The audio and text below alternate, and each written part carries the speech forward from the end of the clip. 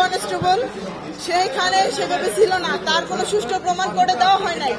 সে শুধু দেখা যাচ্ছে যে ওইখানে দাঁড়াই আছে, এটার ভিত্তিতে তারা এখানে আসামি করা হয়েছে এবং তারে মৃত্যুদণ্ড সহ যাবজ্জীবনের জেল দেওয়া হয়েছে। এটাই আমি আজ পর্যন্ত এরকম কোথাও দেখিনি যে দোষ না করলেও তারা দোষী বানায়। আজকে এই কোর্টে যেটা করলো এটা আমরা আজ পর্যন্ত এটা মানিয়ে নিতে পারলাম না, আমরা এটা কখনো মানবই না।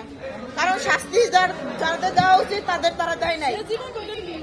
সে হচ্ছে একজন কনস্টেবলের যে ফাঁসি হয়, যে কিছু করেই নাই, সে শুধু এখানে দাঁড়াই হয়েছিল। এটা যদি তার অপরাধ হয় তাহলে যারা মেন অপরাধী তাদেরকে আটক করে নাই। এখানে যে 7 জন 8 জন আসামি ধরা হয়েছে, এদের মনে করেন এমন সুন্দরভাবে সাজানো হয়েছে ঘটনাটা কেমন যেন এরাই করছে। এত পুলিশ ছিল, এত যারা করছে তাদের কিছুই বলে নাই, তাদের কিছুই করে নাই। আর যারা নির্দোষ মানুষ তাদের এইভাবে ফাঁসানো হয়েছে। একজন কনস্টেবল সে কখন এগুলো করে নাই, সেগুলো ভিডিও ফুটেজে দেখা যাচ্ছে, তারপরেও তার এগুলো শাস্তিগুলো দেওয়া হইলো। এগুলো আমি প্রসিকিউশনের কাছে জিজ্ঞেস করতে চাই, তারা কেন এরকম করলো? তারা কি একটু ঠিক মতো এটা ঠিক করতে পারলো না? একটু তদন্ত করলে এটা বের হইতে পারতো যে তারা এগুলো করছে কি করে নাই। তারা এগুলো ঠিক মতো তদন্ত করলো না, না করে তাদের একজন কনস্টেবল মানুষের যে ফাঁসি দিল, এগুলোকে ঠিক করলো তারা? এই বাংলাদেশের মাটিতে যে এটা দেখতে হবে, এটা আমি আগে কখনো ভাবতে পারি নাই।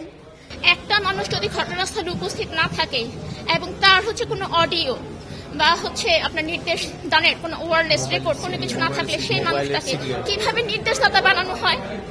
আমি শুধু আপনাদের কাছে জনগণের কাছে আমি শুধু এইটুকু প্রশ্ন করতেছি, কিভাবে নির্দেশদাতা বানায় একটা এত বড় একটা সাজা দিয়ে ফেলা হয়?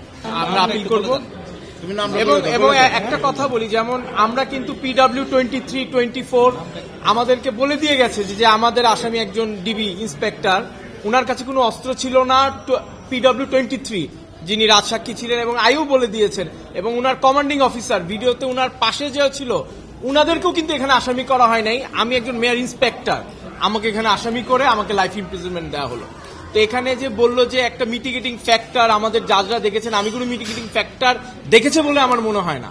এখানে যে এতগুলো উইটনেস আমরা যেটা করলাম, উইটনেসদের কথা, এগুলো কোনো একটা কথাও এখানে ধার্য করা হয়নি।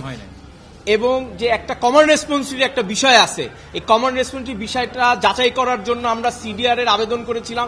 সিডিআর যে একটা মানুষ যে কমান্ড দিবে, তার সাথে ফোনে বলবে, ওয়াকি টকিতে বলবে, এগুলোর কোনো রিপোর্ট কিন্তু প্রসিকিউশন দাখিল করতে পারে নাই। তারপরও আজকে আমরা এই রায়ের সম্মুখীন হতে বাধ্য হয়েছি। আমরা এখন সবাই ইনশাল্লাহ অ্যাপিলেট ডিভিশনে আপিল করব যত দ্রুত সম্ভব। আমরা অ্যাপ্লিকেশন দিব, কাগজ পাওয়ার সাথে সাথে আমরা অ্যাপিলেট ডিভিশনে যাব। আপনারা আমাদের জন্য দোয়া করবেন।